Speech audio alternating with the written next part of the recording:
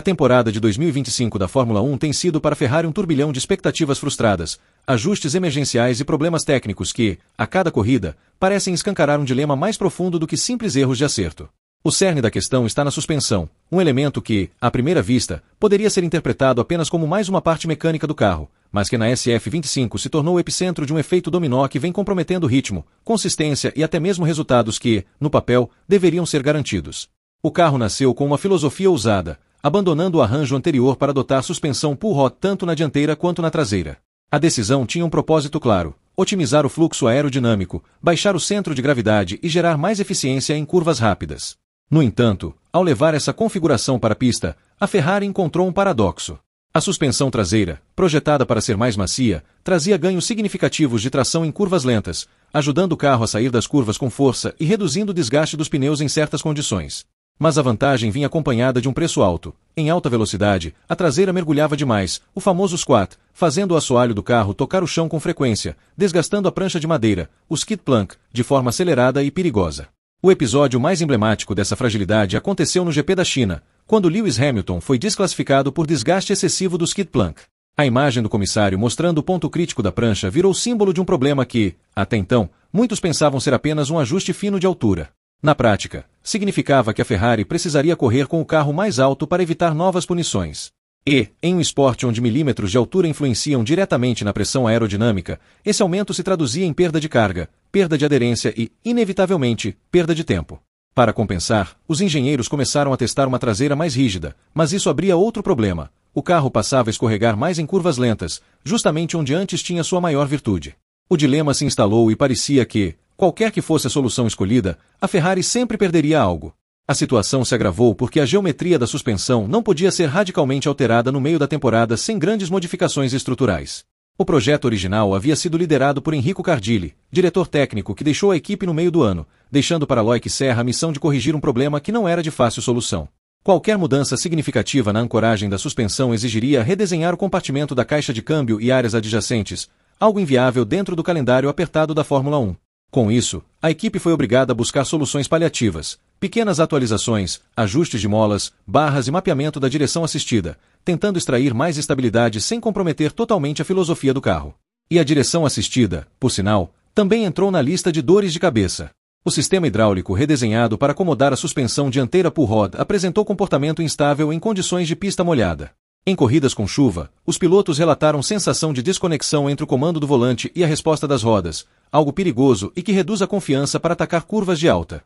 Em Silverstone, por exemplo, Hamilton descreveu a experiência como frustrante, apontando que certas características do carro simplesmente não poderiam ser levadas para a temporada seguinte.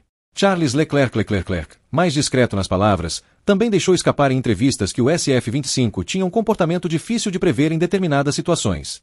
O GP da Hungria foi outro momento de crise. A Ferrari levou para lá uma atualização de suspensão traseira que, nas simulações, prometia reduzir o problema dos squats sem prejudicar a tração nas curvas lentas. Mas, na pista, o resultado foi desastroso. Leclerc, que havia conquistado a pole position, viu seu carro se tornar praticamente intratável, perdendo quase 2 segundos por volta em relação ao ritmo esperado. Terminou a corrida em 4º lugar, e a frustração no paddock era visível. Não se tratava apenas de um erro de acerto. O novo componente simplesmente não funcionou como projetado. O fracasso do upgrade acendeu o alerta máximo na equipe, que agora sabia que as soluções parciais poderiam, em alguns casos, piorar a situação. Para o torcedor, é difícil compreender como uma equipe com recursos tão vastos e histórico tão vitorioso pode se ver presa em um ciclo de problemas aparentemente básicos. Mas a verdade é que, na Fórmula 1, tudo é interligado. A suspensão não atua isoladamente. Ela é parte de um conjunto que inclui a aerodinâmica, distribuição de peso, altura do carro e até o modo como o piloto sente a resposta nas mãos. Qualquer alteração em um desses elementos pode criar uma reação em cadeia, e é exatamente isso que está acontecendo na Ferrari. Ao tentar corrigir o squat, sacrificam a tração, ao endurecer a traseira, afetam o equilíbrio de frente, ao aumentar a altura, perdem carga aerodinâmica, ao mexer na direção, mudam a sensação que o piloto tem da pista. Não há espaço para soluções simples. O impacto psicológico também é relevante.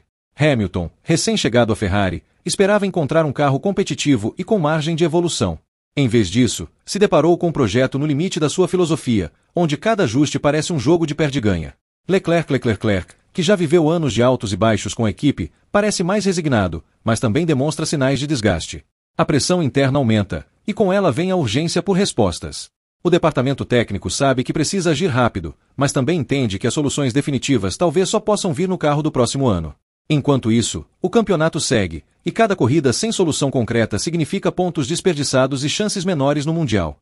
A Ferrari está planejando uma série de pequenas atualizações para as próximas etapas, incluindo ajustes no power steering para reduzir a inconsistência em pista molhada e modificações sutis na suspensão traseira para tentar equilibrar o carro sem comprometer demais a aerodinâmica.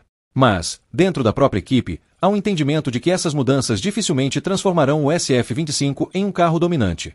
O foco real já começa a se deslocar para 2026, quando haverá mais liberdade para redesenhar áreas críticas e, quem sabe, corrigir de vez os erros de concepção que hoje limitam o potencial do carro. O que mais incomoda é que, em termos de conceito, a SF25 não é um carro ruim. Sua velocidade em voltas rápidas ainda é competitiva, e em pistas específicas consegue brilhar. Mas a inconsistência, alimentada pelos problemas de suspensão, impede que a Ferrari traduza esses lampejos de performance em resultados concretos ao longo de um campeonato inteiro. O time se encontra em uma encruzilhada. Continuar insistindo em ajustes pontuais que podem gerar vitórias esporádicas ou aceitar que a temporada será de altos e baixos e concentrar todos os esforços em um projeto de base sólida para o próximo ano. Por mais frustrante que seja, essa talvez seja a única saída realista. A Ferrari, afinal, sabe que a Fórmula 1 é um jogo de longo prazo. E se a história mostra algo, é que mesmo as maiores equipes passam por fases assim, mas também que, quando encontram o caminho certo, a recuperação pode ser rápida e avassaladora. Até lá, o desafio será resistir à pressão, manter a moral dos pilotos e da equipe técnica e, acima de tudo, aprender com cada erro para que, no futuro, problemas como o da suspensão da SF25 não voltem a custar tão caro.